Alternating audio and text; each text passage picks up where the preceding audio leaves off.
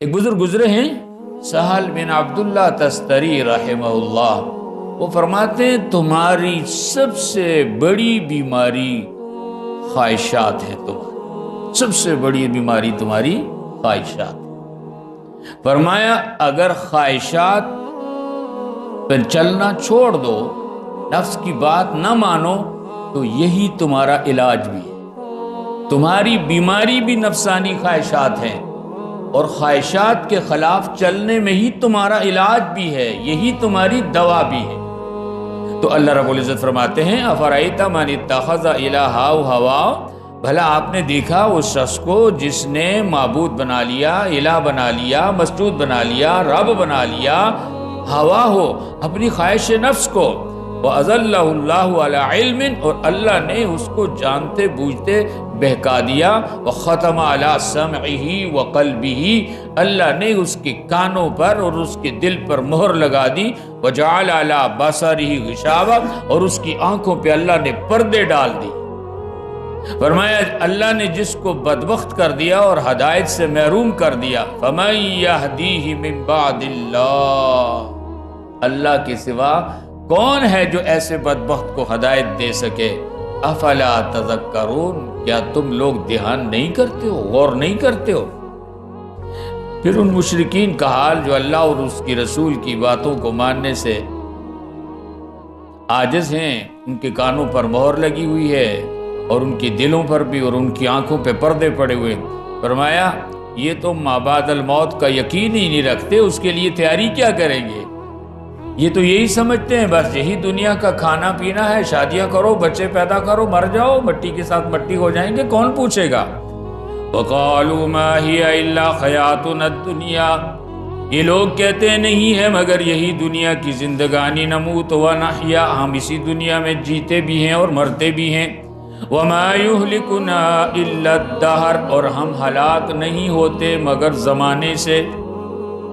یعنی یہ جو موت اور حیات ہے اس میں کسی خدا کا کردار نہیں ہے، یہ اللہ کی مشیت اور اللہ کا ارادہ نہیں ہے، یہ تو طبعی چیز ہے۔ بس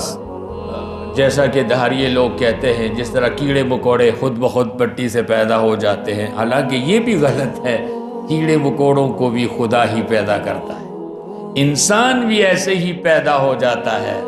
اور پھر مرور زمانہ کے ساتھ اس کا جسم چلتے چلتے استعمال ہوتے ہوتے گھس جاتا ہے، بوڑھا ہو جاتا ہے، ضعیف اور کمزور ہو جاتا ہے، تو پھر طبعی طور پر موت ہی اس کو آتی ہے۔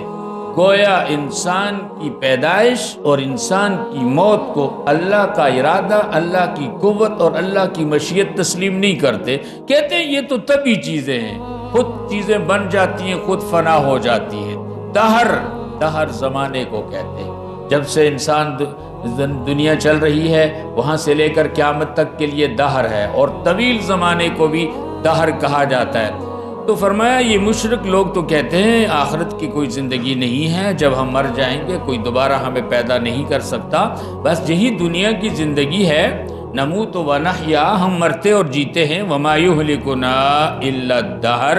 اور ہمیں موت نہیں آتی مگر زمانے کے ساتھ آتی ہے۔ اللہ فرماتے وما لہم بذالک من علم، ان بدبختوں کو خبر ہی کوئی نہیں کہ یہ زندگی اور موت کو زمانہ سمجھتے ہیں، زمانے کی طبیعت سمجھتے ہیں، انہم الا یظنون، فرمایا یہ تو اٹکلیں دوڑاتے ہیں، غلط بات سوچتے ہیں، یعنی انہوں نے اللہ کی مشیت اور ارادے کا انکار کر دیا، اور جو کام اللہ کرتا ہے کہنے لگے یہ تو زمانہ کرتا ہے، دہر کرتا ہے۔ اسی لیے حضور اکرم صلی اللہ علیہ وسلم نے فرمایا کوئی شخص زمانے کو برا نہ کہے، زمانہ ہی خدا ہے۔ یہ آپ نے کس پس منظر میں یہ بات کہی کہ زمانہ خدا ہے یا اللہ کا نام دہر ہے؟ ایسا نہیں ہے، یاد رکھنا۔ یعنی یہ دراصل ان مشرکین کا جواب تھا، وہ سمجھتے تھے جو کچھ اس کائنات میں ہو رہا ہے یہ زمانہ کرتا ہے، حالات کے ساتھ طبعی طور پر یہ ہو جاتا ہے، بس انسان پیدا ہو گیا اور پھر ایک وقت آیا تو مر گیا، تو زمانہ ہی ہمیں پیدا کرتا ہے، زمانہ ہی مارتا ہے۔